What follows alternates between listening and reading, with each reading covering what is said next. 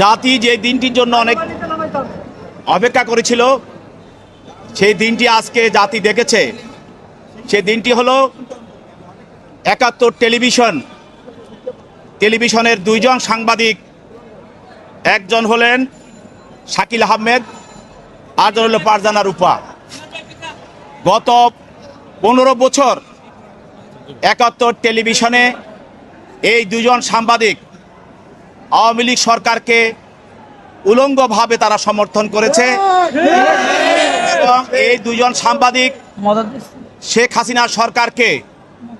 স্বৈরাচার হওয়ার পিছনে এবং জনগণের ভোট অধিকার হরণের পিছনে এবং জনগণকে গুলি করে হত্যা করার পিছনে তারা ছিল মদতদাতা এবং উস্কানিদাতা এবং